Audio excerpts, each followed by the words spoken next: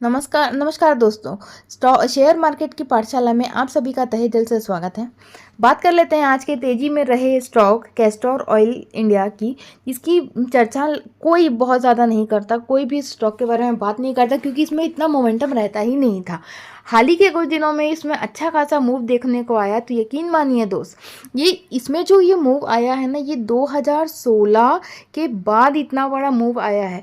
मतलब 6 से 7 साल के बाद इस शेयर में इतना अच्छा खासा मूव देखने को मिला है, जो कि बहुत छोटा मूव नहीं माना जाएगा।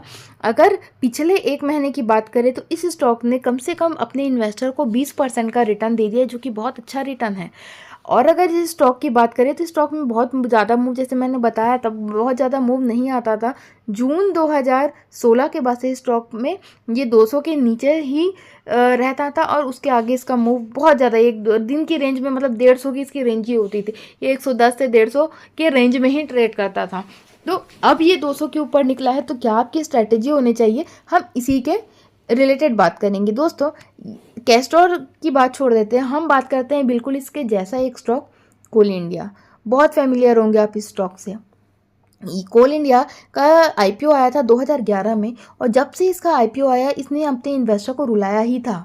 10 साल तो इसने अच्छा पेशेंस टेस्ट किया लोगों का कि कोई इसे होल्ड करता है या नहीं, क्योंकि कोल इंडिया की जो रेंज थी वो 150 से 180, ये हमेशा इसी रेंज पे रहा करता था। पूरा 10 साल इसने इसी पे बिता दिया, और जैसे ही इसमें एक अच्छा मूव आया 200 के ऊपर, जैसे ही ये निकला, तो आज आप इसका भाव जानते होंगे कि ये आज की डेट की अगर मैं बात करूं, जब तक मैंने कोल इंडिया को ट्रैक किया था तो ये 485 कोल इंडिया का भाव चल रहा था।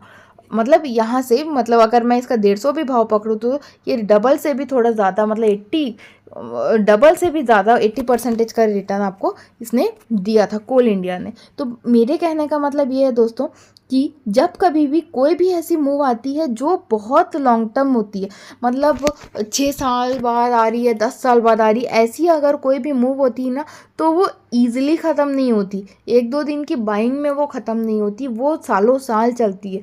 1 महीने की बाइंग नहीं होती, 2 महीने की नहीं होती, वो सालों साल चलती है। तो वही काम अब कैस्टर इंडिया के साथ होने वाला। अब जैसे ही इसने अपना 200 के ऊपर क्लोजिंग दी थी, 200 के ऊपर अच्छे वॉल्यूम से ये टिका हुआ है, तो इसका मतलब ये है कि स्टॉक आगे जाने की और क्षमता रखता है। और वैसे भी कंपनी में कोई बुराई नहीं है, कंपनी बहुत ज़बरदस्त है, एमएनसी कंपनी है, बहुत वंडरफुल कंपनी है। तो तो बस आप मेरा एक कहना मानेंगे, या फिर अपने जो भी अल्टीमेट जो भी आप डिसीजन होगा वो तो आपका ही होगा। जब कभी भी कोई भी डिप आता है 10 रुपये 20 रुपये का, तो आप इस शेयर पे एसआईपी कर सकते हैं, क्योंकि अगला भाव जो इसका दिखता है वो 300 प्लस का दिखता है। क्योंकि कंपनी में कोई बुराई नहीं, कंपनी बहुत ज़बरदस्त है, पीएसयू सेगमेंट तक ही है। तो दोस्तों आज के इस वीडियो में फ़िलहाल इतना ही, तब तक के लिए धन्यवाद।